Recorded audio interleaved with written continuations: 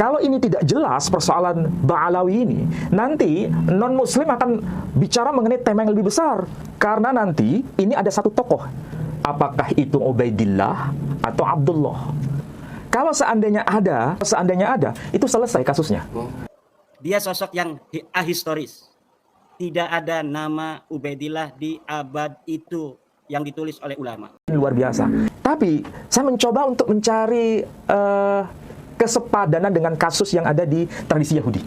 Bahwa yang dimaksud Abdullah itu adalah Ubaidillah, itu beliau pada abad ke-10. Ada salah satunya ya. Nah, di sini ya disebutkan ini. Ketika dia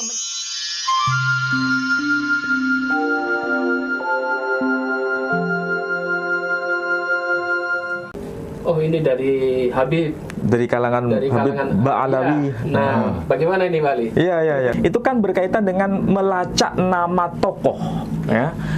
Dan ini sebetulnya bukan hanya bicara mengenai tradisi di kalangan Ba'alawi saja. Ini nanti nyambungnya itu sasaran tembaknya kepada Nabi Muhammad SAW. Dan itu kita membacanya bukan hanya persoalan mikro, ini persoalan makro. Kalau ini tidak jelas persoalan Ba'alawi ini, nanti non-muslim akan bicara mengenai tema yang lebih besar.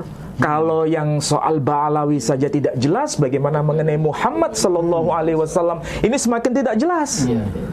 Dan itu sebetulnya yang kita bicarakan sekarang. Ya.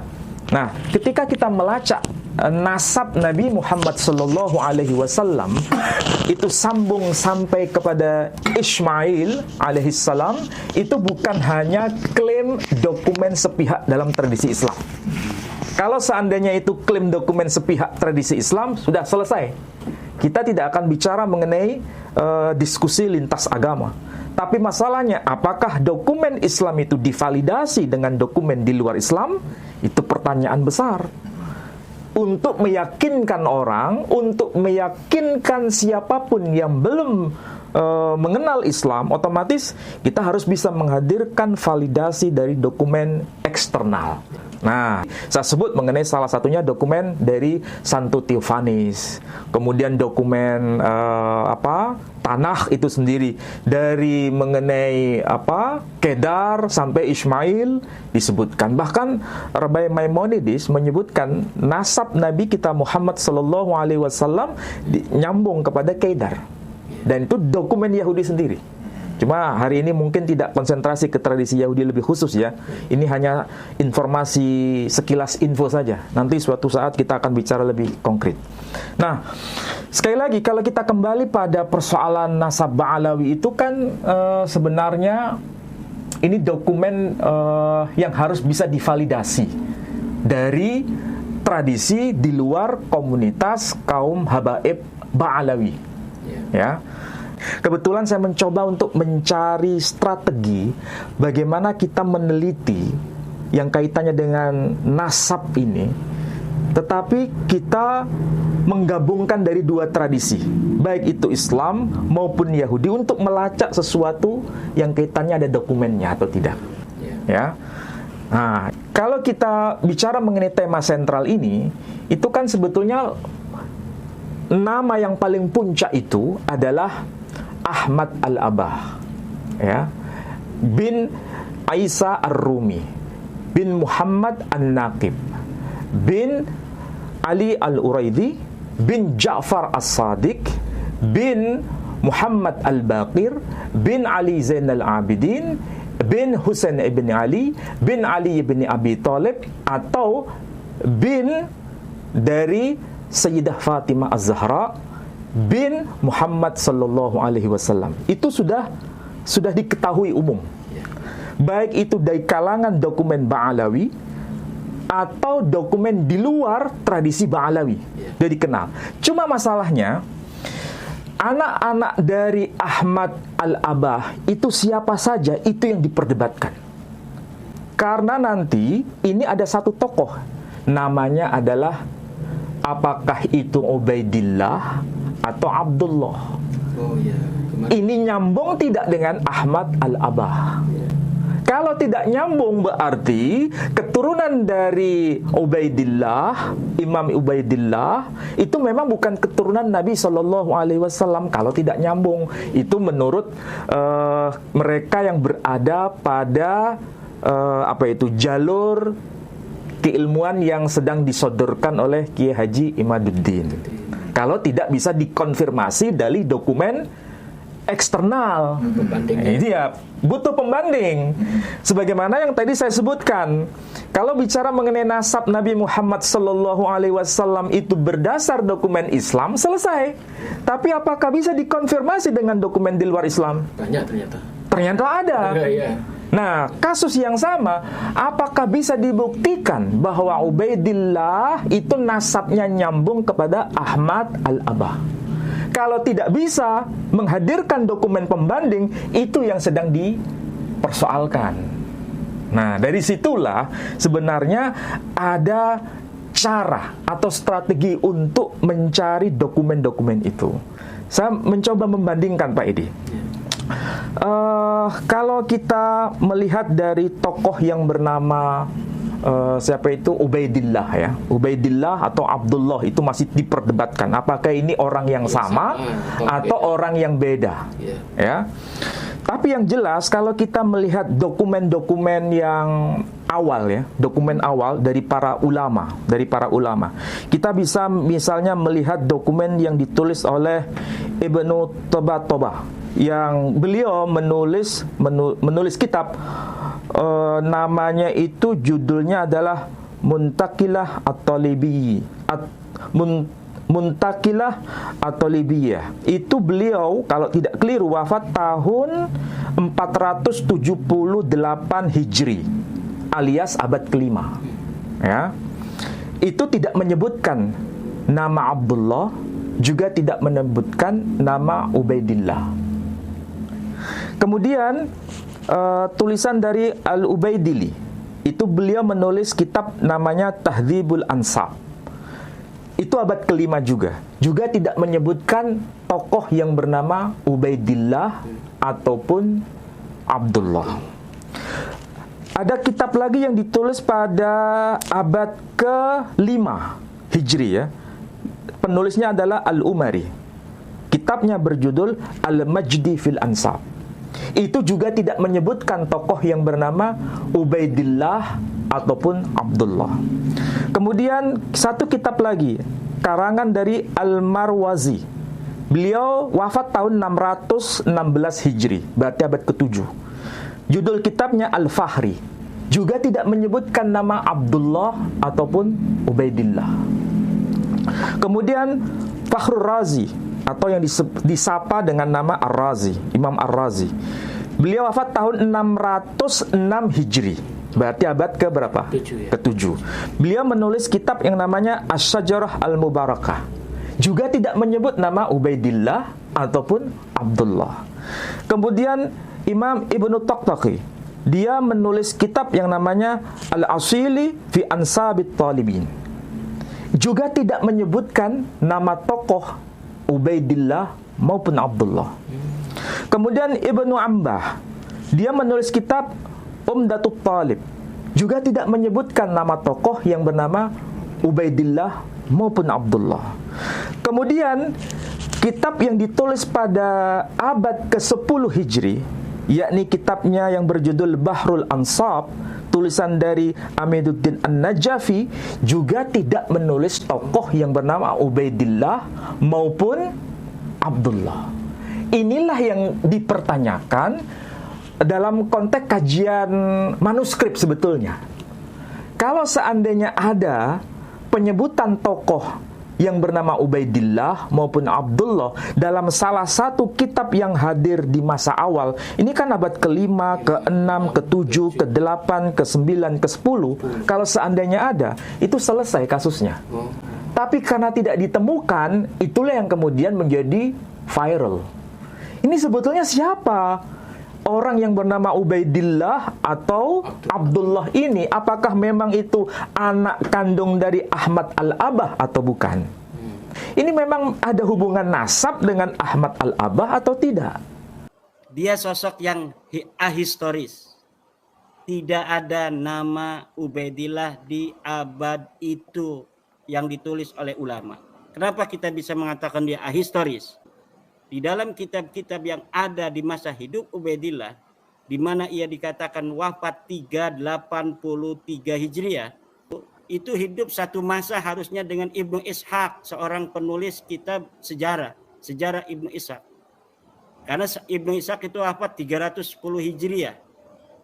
Berarti kemungkinan dia bertemu atau setelahnya Ubaid juga, kitab-kitab yang ada yaitu Al-Ubaidili misalnya, seharusnya bisa mereportase dia karena Al-Ubaidili itu wafat 430 Hijriah. Tapi Al-Ubaidili tidak mereportase seorang bernama Ubaidillah pernah ada di dunia ini. Dia sosok yang ahistoris. Tidak ada nama Ubaidillah di abad itu yang ditulis oleh ulama. Kenapa kita bisa mengatakan dia ahistoris? Karena di dalam sumber-sumber Ba'lawi dikatakan bahwa Ubaidillah ini ulama besar, seorang mujtahid mutlak, seorang ulama yang dikenal dan banyak muridnya. Tapi ketika kita konfirmasi di dalam kitab-kitab fikih, kalau dia mujtahid mutlak, tidak ada satu kitab fikih pun yang mengutip pendapatnya. Tidak ada satu lembar pun fatwa-fatwanya. Tidak ada berita tentangnya yang ada di kitab-kitab, baik disebutkan dia seorang mujtahid ataukah bukan, dengan sebuah nama Ubaidillah bin Ahmad. Tidak ada sama sekali. Sedangkan ulama-ulama saat itu 383 Hijriah itu sudah banyak menulis kitab. Imam Syafi'i itu lahir 150 Hijriah, wafat 204 Hijriah dengan kitabnya yang banyak. Kemudian ulama-ulama lain, Abu Hanifah, bahkan wafatnya Abu Hanifah saja 150 Hijriah. Jadi pada saat itu seharusnya kalau memang dia seorang ulama, namanya sudah masuk di dalam reportase para ulama. Baik ulama sejarah tentang sosoknya maupun ulama-ulama ilmu pengetahuan, fikih, teologi dan lain sebagainya di dalam pendapat-pendapatnya. Kalau memang dia sebagai seorang ulama. Tetapi sayang, hal itu tidak bisa kita temukan. Sampai dia ditemukan atau dimunculkan oleh seorang yang bernama Ali bin Abu Bakar As-Sakran di abad ke-9 Hijriah, 895 Hijriah.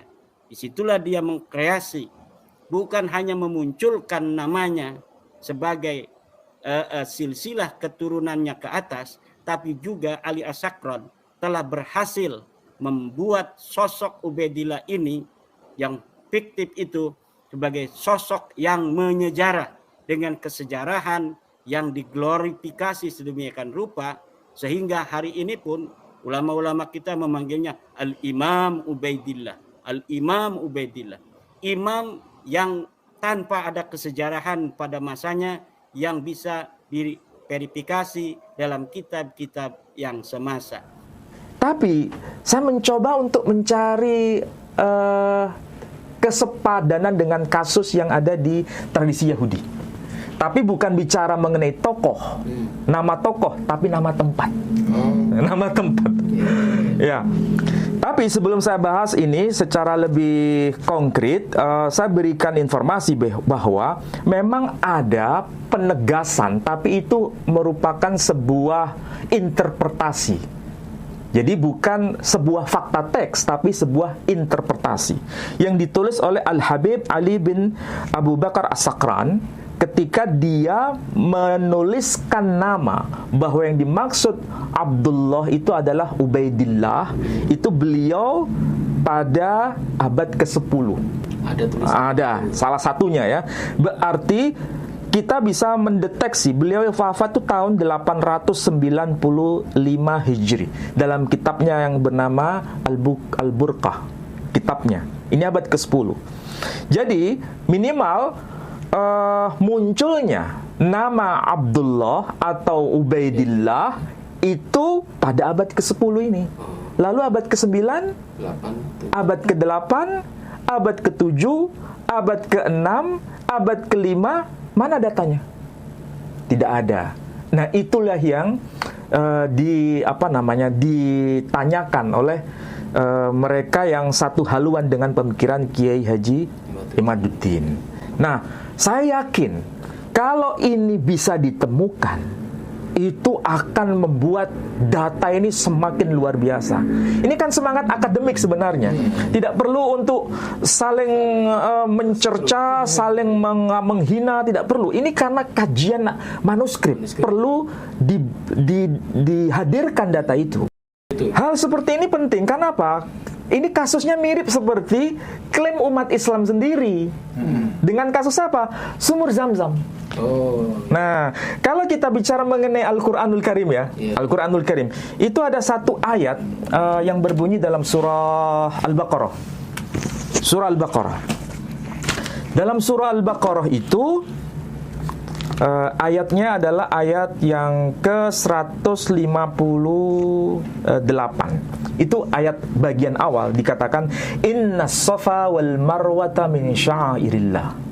Sesungguhnya Bukit Safa dan Bukit Marwah itu bagian dari syiar-syiarnya Allah. Ya, ini informasi Al-Quran yang sangat global, tidak detail. Tidak ada penyebutan di dalam Al-Quran. Ada nggak sumur Zam-Zam dalam Al-Quran? Tidak ada. Tidak ada. Persoalannya bagaimana ada hubungan antara Bukit Safa dan Bukit Marwah dengan sumur Zam-Zam? Mana dokumennya? Dokumen apa? Kita bisa menghadirkan dokumen Islam, salah satunya adalah Sahih Bukhari. Nah, Sahih Bukhari disebutkan mengenai sumur Zam-Zam, dan itu ada koneksitas mengenai Bukit Safa dan Bukit Marwah. Ya, tapi lagi-lagi ketika kita bicara Al-Quran dan bicara mengenai hadis, itu kan dokumen sepihak, dokumen Islam. Ada nggak dokumen di luar tradisi Islam? Kalau kita dihadapkan dengan hujah kepada non-Muslim, kira-kira jawaban kita apa? Iya. Ada nggak disebutkan sumur Zam-Zam di dalam dokumen di luar tradisi Islam? Kalau itu pertanyaan ditujukan kepada kita, kita harus bisa menjawab, ada dokumen eksternal. Tidak mungkin tidak ada. Nah, disitulah kita mencoba mempelajarinya, dan dokumen itu ketemu dalam tradisi Yahudi. Gitu. Nah, dari mana itu kita mulai? Nah, kita akan coba ya, lacak. Ya, kita akan coba lacak. Kalau kita ini merujuk salah satu rabi besar, ini namanya Rabi Sa'adiyah Gaon. Ya, Rabi Sa'adiyah Gaon. Beliau itu lahir tahun 882 Masehi, meninggal tahun 942 Masehi. Berarti beliau hidup pada abad ke-9 hingga abad ke-10 Masehi. Ya. Rabi yang kedua yakni Ibn Ezra. Itu beliau lahir tahun 1089 Masehi, meninggal tahun 1167 Masehi. Berarti beliau hidup abad ke-11 sampai abad 12. Abad ke-11 akhir sampai abad ke-12, awal abad ke-12. Kemudian Rabi David Kimchi. Itu beliau lahir tahun 1160, meninggal tahun 1235 Masehi. Berarti beliau berada pada zaman abad ke-12 akhir sampai abad awal 13, ya. Kemudian Rabi Bahya bin Asher, ini namanya Rabi Bahya bin Asher. Beliau lahir tahun 1255 Masehi, meninggal tahun 1340 Masehi. Berarti beliau hidup di akhir abad 13 sampai awal abad 14. Dari empat rabi besar ini, itu masuk kategori abad ke-9, abad ke-10, abad 11, abad 12, abad 13, abad 14, semua mendokumentasikan mengenai sumur Zam-Zam. Mata rantainya jelas. Sementara kasus Abdullah dan Ubaidillah, mata rantainya ada enggak? Terputus. Itu yang harus kita kejar, data itu. Nah, dari mana kita bisa mengambil pelajaran di sini? Nah, kita cari data pertama adalah Rabi Sa'adiyah Gaon, dan itu disampaikan di satu kitab ini namanya. Judulnya adalah Torah Hayim. Judulnya adalah Torah Hayim. kurang jelas ya. Nah, Torah ini Torah Hayim, Hamisha Humshe Torah. Jadi ini Torat Hayim, Hamisha Humshe Torah. Di sini ada sesuatu yang penting yang berkaitan dengan apa? Dengan sumur Zam-Zam. Tapi menariknya di sini ada satu kata kunci sebenarnya. Kata kuncinya adalah kata kunci Hayishmailim dulu. Kata kuncinya. Coba nanti bisa dicek di sini ya.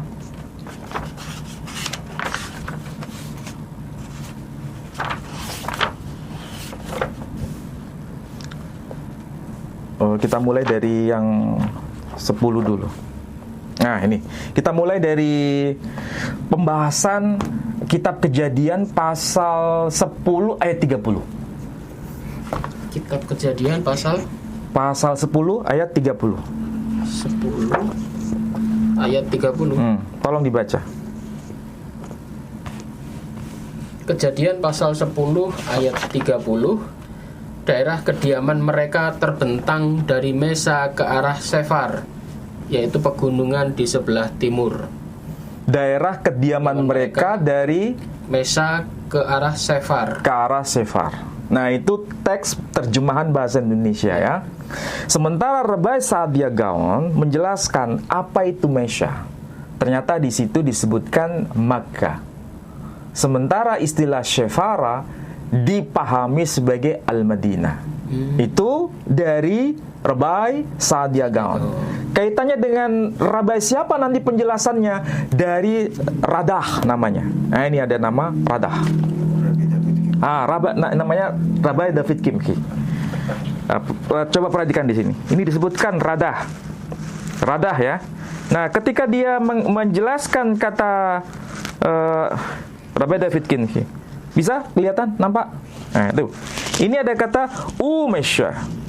Umesha. Jadi yang dimaksud dengan dan Mesya maksudnya. Targum Raf Saadia Zichronolifrcha. Jadi yang dimaksud Targum Raf Saadia Zichronolifrcha. Maksudnya dalam targumnya Rabbi Saadia, semoga ruhnya disucikan kalau bahasa kita ini. Zichronolifrcha. Makkah. Nah, disebutkan nih kata Makkah, jelas ya. Makkah. Sheholachim Hayishmailim. Maksudnya Makkah itu tempat pelaksanaan syariah kaum keturunan Yishmael. Hayishmailim. Lehok Shem disebut ibadah haji namanya. Hok. Jadi kalau kita menyebutnya hajj, artinya haji. Besok kan saudara-saudara kita melaksanakan ibadah haji ya. Nah, hajj. Kalau bahasa Ibraninya hok. Hok. Jadi karena ini cara pengucapan yang berbeda, sama seperti kita hajar, mereka saudara kita jadi menyebut hagar. Kita menyebut rijl kaki, mereka menyebut regel. Ya kan? Jadi haji mereka menyebut hoggi. Maka ada satu nabi yang bernama Hagai. Nah, berarti artinya apa? Nabi yang berhaji. Atau wakaji. Jadi di sini ada satu kata kunci apa? Hayishmailim. Hayishmailim ini bukan muncul pada abad ke-9 Masehi, bukan abad ke-10 Masehi. Istilah ini sudah muncul dalam tradisi yang lebih awal. Abad keberapa? Abad ke-3 sebelum Masehi. Nama istilah Hayishmailim sudah dipakai dalam kitab Torah. Sudah dikenal istilah Hayishmailim. Ini kata kunci sebetulnya. Kalau ada ungkapan Hayishmailim, nanti apakah itu merujuk pada tempat-tempat yang sakral tertentu? Jawabannya iya. Dan itu kaitannya dengan Zam-Zam. Nanti ini baru bicara maka tempat pelaksanaan haji kaum Ismail yang disapa dengan sebutan Hayishmailim. Nah, nanti di sini akan lebih konkret lagi ketika apa? Ibn Ezra menyebutkan kata yang hampir sama penjelasannya. Nah, di sini ya disebutkan ini. Ketika dia menjelaskan kitab Kejadian dulu, pasal 16 ayat 14 Pak Edi. Kejadian pasal 16 ayat 14. ayat 14. Kejadian pasal 16 ayat 14. Sebab itu sumur tadi disebutkan orang sumur Lahai Roi. Letaknya antara Kades dan Beret. Sebab itu sumur tadi disebutkan orang sumur Lahai Roi. Letaknya antara Kades dan Beret. Pak Edi dan Mas Valen pasti bisa memahami konteks ayat itu. Bicara mengenai satu tokoh perempuan. Siapakah yang dimaksud? Hagar. Ketika mencari air, tiba-tiba malaikat Tuhan menampakkan dirinya dan tempat atau lokasi itu nanti disebut dengan nama Be'er Laharoi. Itu dalam bahasa Ibrani. Ya. Tetapi para rabi memahami itu menarik. Kenapa? Karena ini ada kaitannya dengan tokoh perempuan dan keturunan tokoh sang perempuan ini, yakni Ismail, anak dari Hagar. Keturunan dari Ismail nanti disebut Hayishmailim, dan ada tempat lokasi yang disakralkan di lokasi itu. Nah, di sini dikatakan apa? Ketika menyebut ini namanya disebut Rabai Ibn Ezra, ya, Rabai Ibn Ezra. Ketika menyebutkan Be'er Lahai, ada kata-kata Be'er Lahai, di sini ada kata-kata kunci. Ki bechol shana hayu hogim. Tadi disebutkan apa? Lehokshem. Istilahnya disebut dengan ibadah haji. Ibadahnya ya. Ibadah haji bagi kaum Haji Ismailim. Di sini dikatakan ki bechol shana hayu hogim. Karena pada setiap tahun ada orang-orang yang berhaji hogim. Ini jamak ya, orang-orang yang berhaji. Siapakah mereka? Haji Ismailim, kaum keturunan Ismail. El HBR Hazot, menuju pada sumur itu. Sumur apa? Sumur Laharoi. Oh, Laharoi. Ya, sumur Laharoi. Kemudian dikatakan Gam Hayom Yitkare BR Zamum. Nah, ini disebutkan, dan kini tempat itu disebut dengan nama BR Zamum, sumur Zamum. Kenapa di sini disebut sumur Zamum? Ini salah satu manuskrip bicara mengenai lokasi sumur Zamum. Ini tulisan Ibn Ezra, sumur Zamum. Tapi ada manuskrip yang lain tidak tertulis sumur Zamum, tapi tertulis apa? Nah, saya tunjukkan di sini supaya kita bisa tahu nanti membandingkan antara nama Ubaidillah dan Abdullah. Ya, tadi sebentar. Ini saya tunjukkan bentar. Kita mulai dari di sini. Ini sekarang coba bandingkan dengan ini. Ini sama namanya, Ibn Ezra. Tadi juga Ibn Ezra. Di sini tertulis apa? Ketika menjelaskan BR Lahai, ya, ada kata-kata BR Lahai. Di sini dikatakan Ki bechol shana hayu hogim, sama.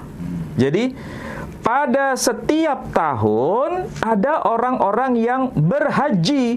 Siapakah mereka? Haji Ismailim, orang-orang keturunan kaum Ismail. El HBR Hazot, menuju pada sumur itu. Gam hayom Yikare BR Zamzam, dan kini tempat itu disebut dengan nama sumur Zamzam. Kalau di sini Ibn Ezra teksnya tertulis Zamum. Kalau di sini tertulis Zamzam. Mana yang betul? Penyebutannya mungkin sama ya. Hah? Hanya secara tulisan itu menarik Pak Edi. Ya. Ternyata di sini ada versi lain. Nah, di sini salah satu manuskrip tidak tertulis Zamum, tidak tertulis Zamzam, tapi tertulis Zamzab di sini. Oh, Zamzab. Zamzab. Coba lihat teks. Huruf bet kan? Ya, bet. Nah, jadi tertulis apa? Zamzab. Zamzab. Oke? Nah, sekarang coba kita bandingkan dengan tulisan lebih besar. Pak Edi bisa bedakan enggak mana tulisan yang sama, mana yang beda? Kira-kira dibedakan yang mana ini? Coba. Yang atas sama tengah sama itu. Hah? Atas sama tengah. Ya? Kalau yang atas ini ya. Nya beda ya. Kalau yang atas ini terbaca zam-zam. Ya. Zam-zam. Kalau yang tengah itu terbaca zamum. Kalau yang paling bawah terbaca zamzab. Pertanyaannya, apakah Ibn Ezra menulis dengan cara yang berbeda? Tidak mungkin. Pasti ada penyalinan yang keliru. Oh, gitu. Ya kan? Atau memang sengaja dikelirukan. Kan nggak mungkin tiga-tiganya benar. Iya. Iya kan? Ada 3 tempat. Agak Salah dengar. itulah sebabnya orang saudara kita kaum Nasrani, betul di dalam tulisan Ibn Ezra tertulis zamum. Ya, ini yang Nasrani yang mengatakan kepada kita. Tapi nggak ada tulisan zam-zam itu. Berarti yang dimaksud oleh Ibn Ezra itu bukan sumur zam-zam di Mekah, tapi sumur yang lain. Kalau dijawab begini, bagaimana hujah kita? Kita harus bisa menghadirkan manuskrip ini. Ternyata di situ tertulis ada zamum, ada zamzam, ada zamzam. Perbedaannya itu kalau zamum memnya memnya ini mem sofit ya, yang tulisannya penuh kayak gini nih. Ini mem sofit. Kalau yang bet, nah ini hanya garis di sini hilang. Coba bayangkan. Ini bisa menjadi cara kita melakukan penelitian manuskrip. Ya. Ada zamum, ada zamzab, ada zamzam. Pasti salah satu yang benar. Nah, kasus yang mirip yang sekarang jadi ramai itu mengenai nama apa itu? Ubaidillah dan Abdullah. Nah, coba lihat di sini. Kita bisa lihat dari kitab Ar-Raudul Jali fi nasab Bani Alawi. Ini tulisan dari Al-Imam As-Sayyid Muhammad Murtada Az-Zabidi.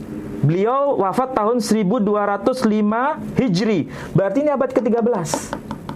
Tapi apa yang dikatakan oleh Az-Zabidi? Dia mengatakan satu kata yang penting untuk kita cermati. Di sini dikatakan apa? Nama yang muncul itu dikatakan wa amma waladuhu Abdullah wakila Ubaidillah. Oh, disebutkan Ubaidillah. Namanya adalah Abdullah. Ya. Wakila itu konon katanya. Jadi tidak pasti.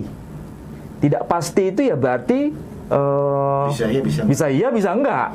Kila katanya kalau bahasa anak Surabaya. Katanya itu namanya Ubaidillah. Wakila Ubaidillah. Kasus seperti ini bisa jadi kita harus mencari apakah betul sebenarnya namanya itu Abdullah atau Ubaidillah. Tidak mungkin dua-duanya benar, atau salah satunya pasti ada yang benar. Cuma apakah tafsiran, ini tafsiran ya, ditafsirkan bahwa ini bentuk tasghir. Tasghir itu apa itu maksudnya? Mengecilkan diri. Bukan mengecilkan diri secara fisik, menganggap dirinya itu rendah. Maka nama Abdullah itu kan nama yang agung, maka diganti menjadi Ubaidillah. Ini kan tafsiran. Kalau tafsiran ya sah-sah saja. Tapi apakah betul sebetulnya ini merupakan bentuk tasghir atau apa? Artinya sama atau enggak Abdullah sama Ubaidillah? Ya kalau dari sisi makna harfiah ya tidak jauh beda. Sama ya. Cuma di sini perbedaannya apa? Ada huruf ya. Ubaidillah. Yang satu Abdullah tanpa huruf ya. Sama kayak kasus tadi ya. Kasusnya sama seperti zamum, zamzab, zamzam. Cuma masalahnya mengenai zamum, zamzab, kemudian zamzam itu bisa dilacak bahwa itu ada kaitannya dengan Ismail karena semuanya disebutkan apa? Hai Ismailim. Iya kan? Berarti nggak mungkin ke tempat lokasi lain. Nggak mungkin. Ini sebagai apa? Sebagai teks kunci. Kalau disebut Hai Ismailim, kalau kaitan dengan zamzam masuk akal. Tapi kalau Hai Ismailim kemudian pelaksanaan haji, hogim, kemudian ke zamum itu di mana? Nggak jelas, ya kan? Ini melalui kritik teks bisa ketemu. Tapi kalau berkaitan dengan Abdullah, Ubaidillah, pelacakannya dari semua dokumen abad ke-5, ke-4, ke-6, ke-7, ke-8 itu nggak ada semua datanya. 10 baru ada tadi. Yang ke-10 baru ada. Bagaimana cara untuk mendeteksi itu? Ini kerja keras bagi kaum Ba'alawi untuk membuktikan itu. Kalau bisa menemukan data seperti yang saya maksud tadi. Zam-Zam itu ditulis abad keberapa? 9, 10, 11, 12, 13, semua ada. Bahkan nyambung kepada generasi sebelumnya, yakni generasi dari tradisi Tanaim. Di mana itu? Dead Sea Scroll hanya menyebutkan Haji Ismailin sebagai penanda. Nah, yang lebih konkret lagi di dalam semua dokumen yang saya sebut tadi ya, mulai dari Bahrul Ansab, kemudian kitab-kitab yang lain yang saya sebut, itu memang nggak ada disebut Ahmad Al-Muhajir. Ini kata kunci sebetulnya. Kenapa nggak disebut Ahmad Al-Muhajir, tapi disebut Ahmad Al-Abah? Kalau disebut Ahmad Al-Abah, semua dokumen itu menjelaskan, ini kata kunci Al-Abah itu. Sama dengan Haji Ismailim, itu kata kunci. Semuanya itu merujuk pada gelar satu tokoh dari Ahmad Al-Abah yang menunjukkan bahwa dia itu berpindah-pindah menuju ke arah timur. Nggak ada penyebutan Al-Muhajir di situ, nggak ada. Satu pun nggak ada dokumen. Penyebutan Al-Muhajir, Ahmad Al-Muhajir itu baru nampak, baru muncul dalam dokumen yang paling awal itu adalah dari tulisan Habib Ali Asy-Syakran. Itu abad keberapa? Abad ke-9 Hijri. Bahkan di sini disebutkan Ahmad Al-Muhajir. Abad keberapa ini? Abad ke-12. Abad ke-5 ada nggak istilah Al-Muhajir? Tidak ada. Abad ke-6 ada nggak istilah Al-Muhajir? Tidak ada. Karena istilah Al-Muhajir itu identik dengan Hadramaut. Tapi kalau Al-Abah tidak identik dengan Hadramaut. Karena ini kaitannya ke arah timur. Dan teksnya jelas. Teksnya itu jelas. Berkaitan dengan teks ini ya, nanti saya bacakan. Misalnya dikatakan, nah ini, Qala Syekh Asy-Syaraf Al-Ubaidili hajara Asy-Syarif Ahmad ibn Isa An-Nakib min Al-Madinah ila Al-Basrah. Ya, jadi ini berkaitan dengan keterangan atau penjelasan dari Al-Ubaidili mengenai siapa itu perginya Ahmad bin Isa An-Nakib, hijrahnya Ahmad bin Isa An-Nakib ke satu kawasan, ke wilayah yang disebut ini, wa kharaja minha huwa wa waladuhu Abdullah ilal masyriq, ke arah timur. Jadi bukan ke arah selatan. Tapi di sini menggunakan istilah apa? Al-Muhajir. Menggunakan istilah Al-Muhajir. Nah, ini coba lihat di sini. Ada istilah apa? Al-Muhajir. Ini abad ke-13 Hijri. Sementara abad-abad yang lebih awal nggak ada istilah Al-Muhajir. Inilah yang menjadi perdebatan sebetulnya. Jadi sejak kapan itu istilah Al-Muhajir mulai digunakan? Karena ini ada kaitan pindahnya ke Hadramaut. Tapi apakah betul Al-Ubaidili mencatat bahwa ini tokoh memang pindah ke Hadramaut? Atau memang disalin oleh orang belakangan mengatasnamakan tokoh-tokoh yang lebih awal? Itu perdebatan tuh sebenarnya. Menarik ini ya. Memang bagian dari kajian filologi sebetulnya. Meneliti manuskrip. Kalaupun perdebatan itu belum rampung, minimal harus bisa dicari sejak kapan istilah Al-Muhajir itu muncul dalam sebuah teks. Apakah ada pada abad ke-5? Apakah ada pada abad ke-6, ke-7, ke-8? Berapa abad ini? 4 abad. Abad ke-9 itu baru eksis istilah Al-Muhajir dipakai. Berarti selama sekian ratus tahun itu nihil, zero, kosong. Itu harus dibuktikan. untuk menjustifikasi bahwa memang Ubaidillah atau Abdullah itu anak dari Ahmad al-Abah yang kemudian disapa dengan Ahmad al-Muhajir. Kalau tidak, maka data yang menghubungkan nasabnya kepada Ahmad al-Abah itu runtuh pada akhirnya. Makanya harus dicari. Tidak hanya merujuk pada dokumen internal sepihak, harus ada dokumen eksternal, dokumen pembanding. Kalau tidak, itu pasti akan menjadi masalah. Ini saya tidak bermaksud untuk mendukung salah satu pihak, tidak. Justru ini penting dalam rangka apa? Kalau ini data bisa ditemukan, itu sangat luar biasa. Karena ini nasab, tradisi Semit itu sambung menyambung. Cuma masalahnya ini data belum ditemukan. Bagaimana caranya ditemukan? Harus bekerja keras. Bukan soal benci atau tidak benci. Ini harus menjadi tradisi. Itu luar biasa Indonesia kalau seperti ini. Itu mencari data sampai bersusah payah. Itu sangat luar biasa. Ya, baiklah saudara-saudaraku sekalian, ini menarik ya. Karena 3 orang di sini adalah mantan semua. Kebetulan di sini ada Mas Valen. Beliau adalah pakar Ibrani dan beliau dulu penganut Yahudi dan alhamdulillah sudah mu'alaf, dan waktu itu dimu'alafkan oleh Ustadz Menahem Ali di Masjid Al-Akbar ya. Kalau dulu Mas Valen itu sebelum masuk ke Yahudi kan Kristen dulu. Iya. Ya, soal nasab ini bagaimana ini ceritanya itu, soal mungkin nasab. Apa sih pentingnya untuk mempelajari seseorang ini nyambung nasabnya ke sana, itu apa sih pentingnya gitu? Ya, assalamualaikum warahmatullahi wabarakatuh buat Waalaikumsalam warahmatullahi wabarakatuh.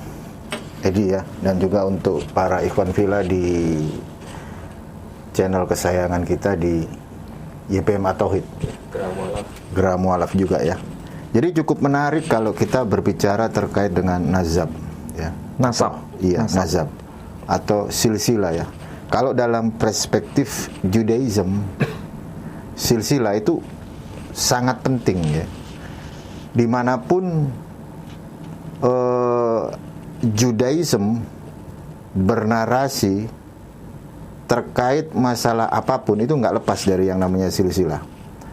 Makanya kalau dalam perspektif Judaism, silsilah itu penting. Apalagi dalam tanda kutip yang paling fundamental, mereka selalu membahas tentang Masiyah, tentang Melek Hamasiyah atau Raja Mesias. Itu mulai urut nanti dia dari Adam sampai ke era Nuh, Abraham, jadi 2 bangsa besar, Israel dan Arab, seperti yang dijelaskan nama Ustadz Menahem Ali tadi.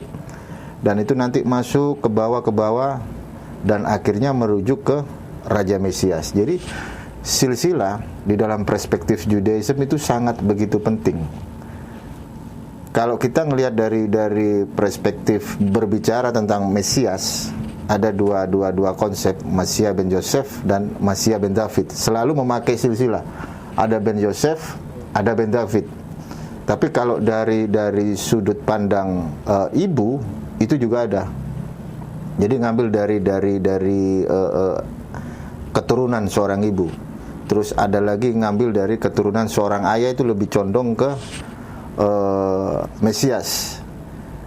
Di sisi lain juga silsilah itu harus penting dalam pengajaran Pak Ustadz.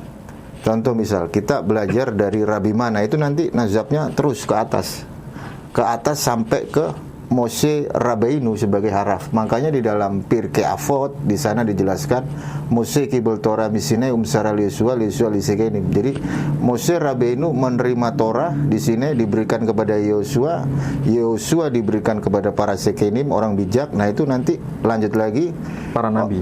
Para neviim, para nabi, nanti ke Knesset, Hagedolah, majelis besar, nanti runut ke rabi-rabi. Jadi kalau kita ngomongin silsilah di dalam perspektif Judaism itu sangat penting. Dulu waktu saya menjadi seorang praktisi Judaism, rabi-rabi saya itu harus jelas dia punya nasab. Jadi kalau dia nggak nyampe ke Moshe Rabbeinu itu udah nggak berlaku. Jadi harus benar nyampe ke Moshe Rabbeinu. Nah seperti itu kurang lebihnya. Ya jadi ada pentingnya dan sangat penting itu keabsahan gitu. Jadi narasi dari yang era masa lampau, contoh kayak tadi dari Mose turun ke bawah Yosua, itu harus jelas, Pak Edi. Kalau nggak jelas itu bisa jadi polemik. Ya, akan menjadi polemik, malapetaka yang cukup besar. Makanya contoh saya aja, waktu di SKI saya diajar sama Rabi siapa, itu harus jelas. Rabi Simon Cohen itu nanti atasnya ada lagi, ada Rabi Moshe Peretz segala macam. Jadi kalau itu sampai terputus dan itu kedengaran dari pihak non-Judaism, itu akan menjadi memalukan. Nah, jadi kita harus cari data pembanding itu. Jadi sangat begitu penting silsilah itu supaya tidak terputus. Mungkin Pak Ali bisa menambahkan ini sisi pentingnya nasab kalau untuk keilmuan Islam itu apa sih pentingnya, Pak Ali?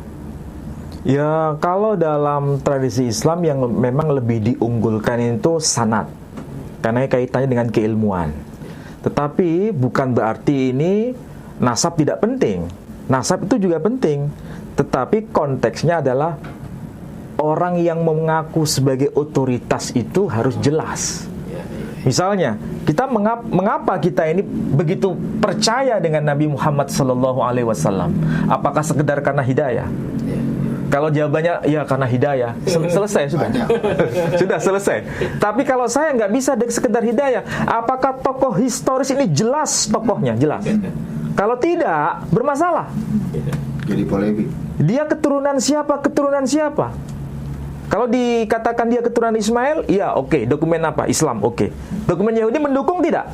Kalau nggak mendukung, pengakuan Muhammad SAW sebagai Nabi itu akan tidak gugur, ya. Diakui, gugur, tidak tervalidasi. Apalagi bicara selain Nabi Muhammad SAW. Kasus mengenai Abdullah, Ubaidillah, yang kemudian ini menjadi tokoh besar dari kaum Ba'alawi. Kalau ini tidak jelas, problem ini. Bukan berarti ini menakut-nakuti, bukan. Ini bukan berarti kita malah justru kita mensupport harus jelas ini data. Pembandingnya harus ditemukan. Saya support itu dari kalangan Rabithah Alawiyah. Saya support dari kelompok Kiai Haji Imaduddin. Dua-duanya saya support, bekerja sama, duduk satu meja, mencari dan menggali dokumen-dokumen itu untuk bisa menvalidasi siapa itu Abdullah, siapa itu Ubaidillah. Sama seperti saya bersusah payah, Mas Valen bersusah payah untuk percaya Muhammad Sallallahu Alaihi Wasallam itu Nabi atau bukan. Bukan sekedar pokoknya dapat hidayah, bukan. Harus tervalidasi. Melalui penelitian panjang. Penelitian panjang, nasabnya harus jelas. Kalau saya simpulkan sederhananya begini. Ini ada dua kasus yang hampir mirip persoalannya, tetapi dalam dua tradisi yang berbeda, yang tradisi Yahudi dan tradisi Islam. Kalau berkaitan dengan kata kunci yang seharusnya dicari, itu adalah kata kunci adalah ungkapan gelar yang dipakai oleh Ahmad Al-Abah. Itu yang sudah mafhum, dipahami oleh semua orang. Tapi disebut dengan Ahmad Al-Muhajir itu sejak kapan? Tahun berapa? Abad keberapa? Nah, sama dengan ungkapan mengenai Zamum, Zamzam, Zamzab. Nah, itu sebetulnya yang asli yang mana? Kan tidak mungkin itu ditulis oleh satu orang yang sama tapi dengan cara penyebutan yang berbeda. Nama Ubaidillah, Abdullah juga begitu. Nah, tapi kata kuncinya jelas, kata Haji Ismailim. Itu sudah semua teridentifikasi dari dokumen, dari manuskrip satu ke manuskrip yang lain disebutkan demikian. Ini harus dilanjutkan ini kajian dan tugas dari kalangan Ba'alawi untuk menemukan data itu. Itu kami support. Sebab kalau ini tidak bisa ketemu dan memang kewajiban kita bersama untuk mensupport itu, supaya nanti bisa semakin jelas nasab itu. Saya kira demikian Pak Edi ya. Terima kasih ini Mas Valen, terima kasih Ustadz Ali. Demikian saudara-saudaraku sekalian, kajian pada malam hari ini, dan jangan lupa selalu pantengi channel ini. Ada channel Menahem Ali Official, kemudian ada channel Geraham Mu'alaf, ada channel saya sendiri Edi Prayitno.